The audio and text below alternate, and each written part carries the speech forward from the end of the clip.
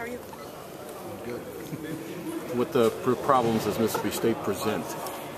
About 185 yards worth of running, about 215 yards a game passing. They're 4-0. They're a good football team. They're well coached. They pride themselves on the physical toughness of the play because of the style of play that they run.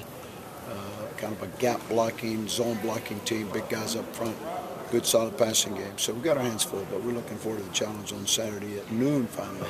You mentioned other than the Auburn game, how much can you glean from their other opponents? Oh yeah, and these other guys got after them pretty darn good. You know, South Alabama even in this last ball game for a good while hung with them and disrupted them and did the things that you like. Troy's always a challenge to anybody in the SEC for a good while on their game film, and then the other one was Jackson State. Yeah, Jackson State. They all played them pretty good, but they're good. They're a good football team. They're a complete team. I know on our side we're trying to attack. Got a veteran quarterback who's throwing the ball perhaps better than they did this time a year ago. Mix that with the good, solid, tough-nosed, hard-nosed approach of the coach and the way they like to play, and so they'll bring it. You mentioned the other night that South Alabama did that disrupted them at the impression. Those guys just came off the ball and disrupted their basic runs.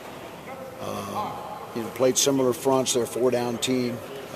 Got after their front four a little bit. Their front offensive five, and caused them some concern for a while till they figured it out and then kind of got in a groove and put them away pretty good in the second half. But for a good while, they really hung in there well. You mentioned the other night that South Carolina sort of decided at the half to run it right at you guys. How much did you miss the size of Mr. Cobble in that instance, and where is he this week?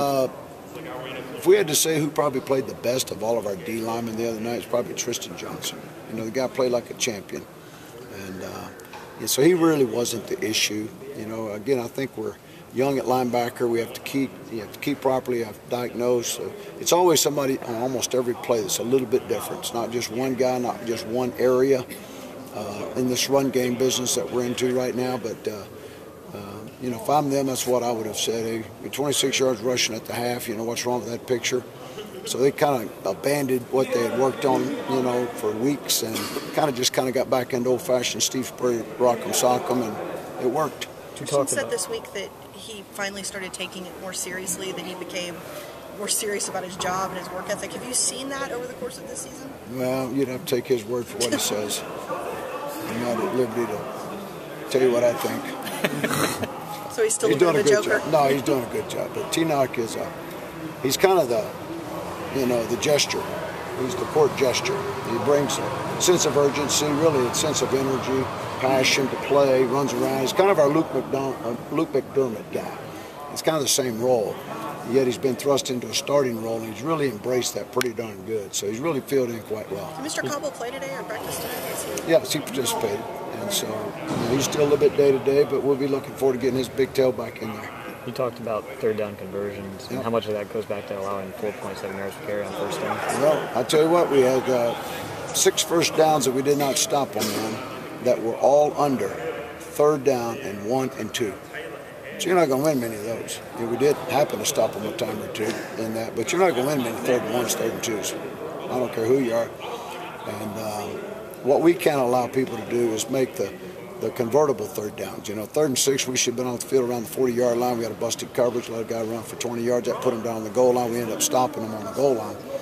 But, third and 14, 15 down at Florida.